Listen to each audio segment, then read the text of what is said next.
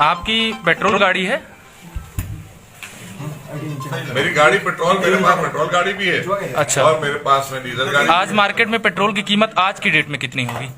देखिए, पेट्रोल की जो आपने बात की, आप सवाल जहां पूछना चाहते हैं कि 80 रुपए में 82 रुपए में पेट्रोल कैसे हो गया। आज मुंबई में 100 रुपए में पेट्रोल, 97 रुपीज में। बात देखिए, ऐसा है, आप पेट्रोल की बात कर रहे हैं तो जिस तरह से सारी चीजें इंटरनेशनल लेवल पर, ग्लोबल लेवल पर बढ़ती हैं कीमतें, उसके तहत ये चलती चीजें हैं। लेकिन आप अगर बात करें अपने देश के अंदर, हमने देश में गांव गरीब किसानों को लेकर काम किया है। पेट्रोल और डीजल के दाम जो बढ़ते हैं या इसकी जो नीति है वो अंतर्राष्ट्रीय लेवल पर तय होती है। ये सबको पता है, चाहे उनकी सरकार रही हो चाहे हमारी रही हो। इसको लेकर जो आप प्रश्न उठा रहे हैं, हमेशा कोई चीज की प्रश्न जब उठते हैं उसमें एक पॉजिटिव चीज ढूंढने की प्रयास होना चाहिए।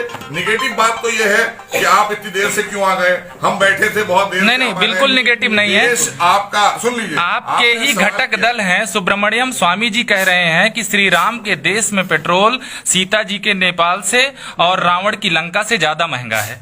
देखिए, ऐसा है कि अगर आज आपका देश संपन्न भी हो रहा है, देश तेजी से आगे भी बढ़ रहा है, वहां पर जिस तरह की खपत है, जो भी हमें जरूरत है, उस जरूरत के तहत, क्योंकि ये जो चीजें इंटरनेशनली आपको जिसमें आप शामिल होते हैं, अंतर्राष्ट्रीय लेवल पर जिसकी कीमतें तय होती हैं, उसमें आप और हम कुछ नहीं कर सकते। उसमें हम और आप अपने देश की जनता को कहीं ना कहीं फायदा देने के लिए सब्सिडी लाते हैं, हम अपने टैक्सेस कम करते हैं। जिस तरह से मैंने कहा कि इस बार के जो आप देखें उठाकर बजट को, हमने टैक्स बिल्कुल भी किसी पर कोई भार नहीं डाला गया, पूरे देश में कोई टैक्स नहीं बढ़ाया गया और ना किसी से कोई टैक्स के लेकर बात हुई। पेट्रोल और ये मेरे प्रश्न का जवाब नहीं है। डीजल की कीमतें इंटरनेशनल स्तर पर तय होती हैं। क्या इस बात की जानकारी 2014 में नरेंद्र मोदी को नहीं थी? क्या नरेंद्र मोदी कहते थे कि अगर पाकिस्तान में पेट्रोल 35 रुपए लीटर बिक सकता है तो भारत में पेट्रोल की कीमतें 35 रुपए लीटर क्यों नहीं हो सकती? तो क्या इस चीज की जानकारी उन्हें नहीं थी कि इंटरनेशनल स्तर पर तय होती है कीमतें? जो देश जो 14 में देश आदरणीय मोदी जी को मिला था और आज 6 वर्षों में देश जितने शिखर पर है, क्या ये देश पहले शिखर पर नहीं जा सकता? नहीं, नेपाल में कीमत नेपाल खुद थोड़े तय कर रहा है। सवाल सही है। नेपाल में भी तो इंटरनेशनल स्तर पर ही तय हो रही है। डीजल, रसोई गैस, इन चीजों की कीमतें भी उस स्तर पर पहुंची हैं। जो बात आपने पूछी पेट्रोल और डीजल के दाम को लेकर आप बात जो कर रहे हैं, पेट्रोल, डीजल और रसोई गैस तीनों पेट्रोल उत्पाद। लेकिन आज आप देखें, एक एक घर रसोई पहुंचाने का काम किया किसने? नहीं, आप इससे पहले तो आप कार्ड मिलता था, वो भरा ही नहीं पाएंगे सर, सबसे मांगते थे, वो भरा ही नहीं पाएंगे। चाहिए है इस समय आज घर घर हमारा व्यक्ति खड़ा होकर आपको सिलेंडर पहुंचा इस जाता समय है। रसोई तो गैस, इसलिए आप जिस तरह में जो प्रश्न आप कर रहे हैं, उस प्रश्न का मतलब नहीं है। देश में आपको हम जो 130 करोड़ लोगों के लिए हम काम कर रहे हैं, पेट्रोल और डीजल से ज्यादा हम जरूरी समझते हैं देश के किसान संपन्न हो, देश का हमारा जो छोटा छोटा व्यापारी खुदरा है वो, और हमारी शिक्षा की जो स्तर है वो बढ़ना चाहिए। देश में विकास तेजी से हो रहा है या नहीं हो रहा है, आप बता दीजिए। इस समय रसोई गैस की कीमतें कितनी पता है आपको? सॉरी, रसोई गैस सिलेंडर, एक सिलेंडर कितने का है? ये उतार चढ़ाव इनमें अप्स एंड डाउन्स रहेगा, हमेशा रहा है। इनको लेकर आप कभी ये मत करिए कि हमारी सरकार में बढ़ गया और पिछली सरकार में नहीं था। सब्सिडी लोगों को, ये जो बात आपने लोगों के खाते में सब्सिडी कितनी जा रही है? इसके अलावा आप आइए, ये वो चीजें हैं जो हमेशा रहेंगी। कोई भी सरकार थी, घटती और बढ़ती नहीं है।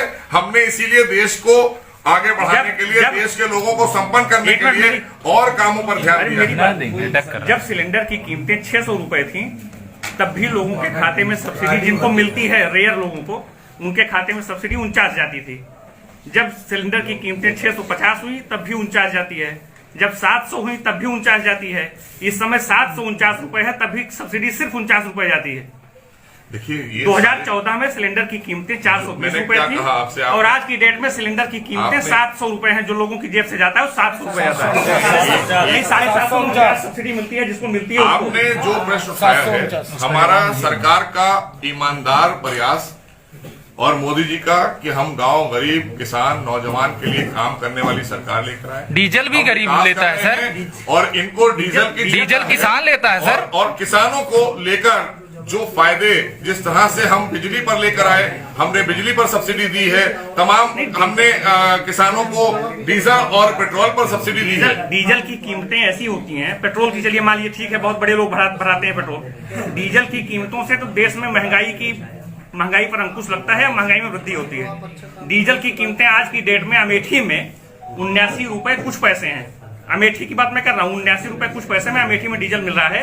ये पूरे मुझे लगता है आज तक का जो है ऐतिहासिक दिन होगा देखिए, जिस कभी दिन 79 रुपए फ्लक्चुएशन पार कर गया है। आपने जो बात कही फ्लक्चुएशन रहेगा, कभी घटेगा कभी नहीं, वो बढ़ेगा। फ्लक्चुएशन- और जो बातें सरकार ने जो नीतियां बनाई हैं वो जन कल्याणी है। हमारा बजट जो है आपका बजट आने के बाद से आपका बजट आने के बाद उसके अपार्ट एक सवाल उठाया है। आपका मैंने बजट आपको आने सवाल का जवाब दे दिया मान्यवर, आपके सवाल जवाब नहीं मिला सर, जवाब नहीं मिला, जवाब नहीं दिया सर। आपकी सरकार का बजट आने के बाद से डीजल पेट्रोल की कीमतों में प्रतिदिन मैंने कहा वृद्धि हो ये रही है। हमेशा ये फ्लक्चुएशन इसलिए होगा, अरे कम नहीं हो रहा है। ग्लोबली क्यों? होता है नहीं, कोई खाली हाँ हमारे सर, देश हाँ, में बिल्कुल, बिल्कुल। ये हमारे कम नहीं देश हुआ। में नहीं है। मैं ये कह रहा हूँ ये तो अगर बजट आ जाएगा 1 घंटे के बाद ऊपर नीचे होता है। नहीं सर, अगर यहाँ पर ग्लोबली होने की वजह से भारत में तेल महंगा है तो नेपाल खुद तो तय नहीं कर रहा, वहां क्यों सस्ता है?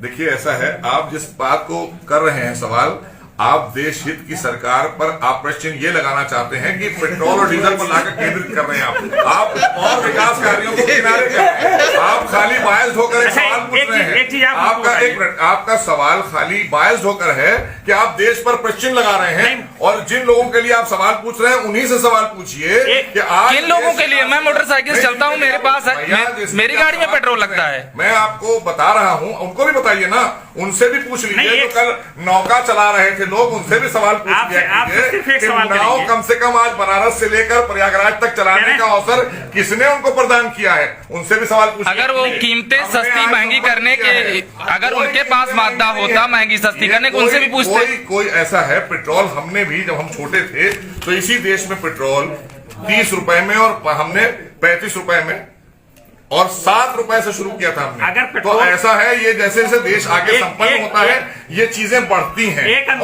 और चीजों पर हम सरकार जो है वो जो ऐसी नीतियां लाती है कि वो चीजें सस्ती हो जाती एक अंतिम सवाल- तो हम बैलेंस कर चलते हैं देश हित में। कोई भी योजना लाते हैं देश हित में लाते हैं, इसलिए एक ही प्रश्न पर रुककर खाली इतनी देर बात कर लेना। अगर सर्जिकल स्ट्राइक होती है उस पर भी सवाल पूछ लिए जाते हैं कि इतना साहस कभी सेना में था किसी और सरकार? नहीं, एक अंतिम सवाल और अगर करेंगे। होता आप तो बताइए। गलत जगह लिंक कर रहे हैं। स्ट्राइक कराने में गलत देश जगह में लिंक कर रहे हैं आप। हमें अपने लोगों को, अपने जो हमारे सेना के जवान है, सेना है, उसको संपन्न करने के लिए हमें उसके लिए भी धन का व्यवस्था मंत्री करनी जी, होती है। उसके लिए हथियारों की सुरक्षा, अभी राफेल पे सवाल उठाने वाले लोग, मंत्री जी देश हित की बात है ना। मंत्री जी एक सवाल अंतिम हम करना चाहेंगे कि अगर पेट्रोल डीजल और रसोई गैस की कीमतों में जो मूल्य वृद्धि लगातार हो रही है उस पर सवाल उठाना गलत है। नहीं, आप सवाल उठाइए, अगर- सवाल नहीं, उठाइए। अगर मैंने उस पर- कहा कि नहीं, अगर- इसमें फ्लक्चुएशन अरे, आएगा। पहले मतलब- मेरी बात सुन लीजिए। अगर उस पर सवाल उठाना गलत है, उस पर सवाल उठाने नहीं, का सवाल मतलब नहीं, आप बायस्ड कह रहे हैं इस सवाल करिए पर। आप। पूरी बात तो सुन लीजिए। अगर उस पर सवाल उठाना नकारात्मक विपक्ष का काम है तो आपकी सरकार के पहले, मतलब केंद्र में जब 2014 से पहले आपकी सरकार नहीं थी, 2014 से आपकी सरकार है, उसके पहले डीजल की कीमतों में 50 पैसे मूल्य वृद्धि होती थी तो आपकी सरकार हंगामा करती थी किसानों की कमर टूट जाएगी। पेट्रोल में मूल्य वृद्धि होती थी तो आपकी सरकार हंगामा करती थी कि लोगों की जो है लोग बर्बाद हो रहे हैं। गैस की कीमतों में 20 रुपए अगर बढ़ा दी जाती थी तो आपकी सरकार कहती थी, चूल्हा लेकर के, मिट्टी का चूल्हा लेकर कनॉट प्लेस पर बैठती थी, आपके लोग बैठते थे नेतागण, और वो कहते थे कि लोगों के घर में चूल्हा नहीं जल पाएगा। आज अगर उस 420 रुपए के सिलेंडर की कीमत 750 रुपए हो गई है तो सवाल उठाना गलत हो गया।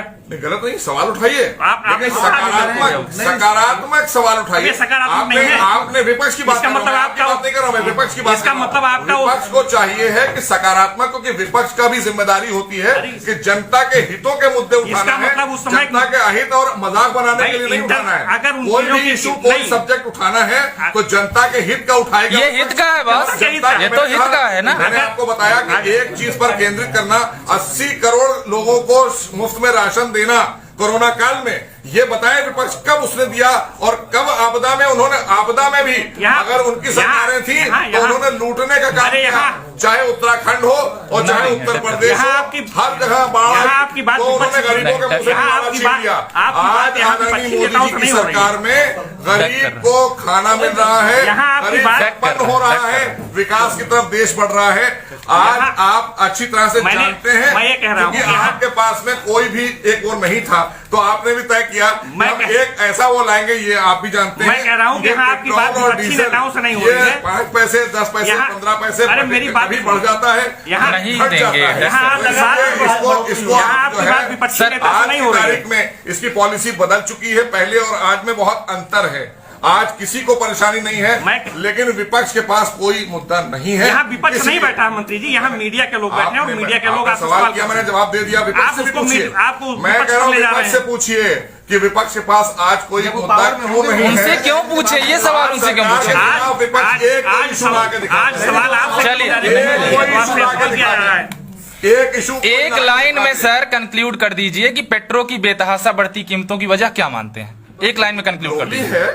इंटरनेशनल लेवल से बढ़ती हैं इसकी कीमतें, हम नहीं तय करते हैं। भारत सरकार को तय करना हो तो हम कल तय कर देंगे, हम सब्सिडी देते हैं, 2014 हम इसमें कमी लाते हैं, हम अपने अपने राज्यों को बोलते हैं, हमारे राज्य अपने हिसाब से उस पर निर्धारित करते हैं, लेकिन ये इंटरनेशनल तय करता है। 2014 के पहले 2014 के पहले ग्लोबली नहीं थी, ये अंतर्राष्ट्रीय लेवल पर तय होती है कीमतें, उसमें घटता बढ़ता है अंतर्राष्ट्रीय लेवल। ये तो 2014 के पहले भी स्थिति यही थी। अच्छा, नहीं थी तब इनके हाथ में था, अब पॉलिसी बदली हुई, आपने उस पर इंटरनेशनल हाथों में दे दिया, तब में बहुत अंतर है। चलिए, अब ये चाहते तो देश को नहीं, नहीं जब आपके हाथ में आया चाहते तो देश को नहीं लूटते, चलिए, इन्होंने लूटने का काम किया देश को। इसका मतलब जब आपके हाथ में आया कि आप उसकी कीमतों को नियंत्रित कर सकते थे तो आपने उसको ग्लोबली कर दिया, जो हमारे हाथ में होती रहे, है, जो सरकार के हाथ में है, उसमें नियंत्रण किया जा रहा है। जनता, आप देश की जनता का परसेप्शन लीजिए तो समझ में आ जाएगा। सवाल नहीं, देश की जनता ही कह रही है कि आदरणीय मोदी जी के नेतृत्व में हर तरह से हम संतुष्ट हैं और अच्छी सरकार चल रही है। ये बात विपक्ष खूब जानता है, इसलिए विपक्ष अब नाव चला रहा है। हाँ सर, चलिए छोड़िए, एक नया उस पर आप डक कर रहे हैं लगातार।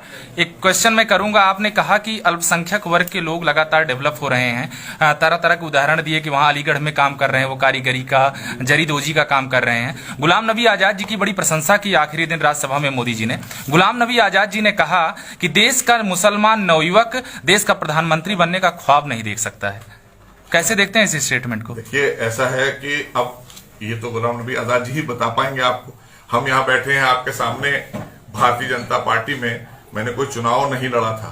भारतीय जनता पार्टी और हमारे संगठन ने हमको प्रदेश में मंत्री बनाकर एक जिम्मेदारी दी है और मैं अल्पसंख्यक समाज के लिए काम कर रहा हूं पिछले 4 वर्षों से, और लगातार बगैर भेदभाव के सरकार चल रही है देश में भी, और बगैर भेदभाव के सरकार चल रही है उत्तर प्रदेश में भी। यहाँ आदरणीय योगी जी मुखिया हैं हमारे, और वहां देश के प्रधानमंत्री मोदी जी मुखिया हैं, और आज यही मोदी जी हैं। आज इससे पहले किसी प्रधानमंत्री को सऊदी अरब ने अपना रत्न नहीं दिया, मोदी जी को सऊदी अरब ने अपना रत्न देकर नवाजा है। इससे साफ हो जाता है कि अल्पसंख्यकों का कहीं उत्थान और अल्पसंख्यक कहीं सुरक्षित है तो भाजपा की सरकार में है, यहाँ दोहन नहीं होता उसका।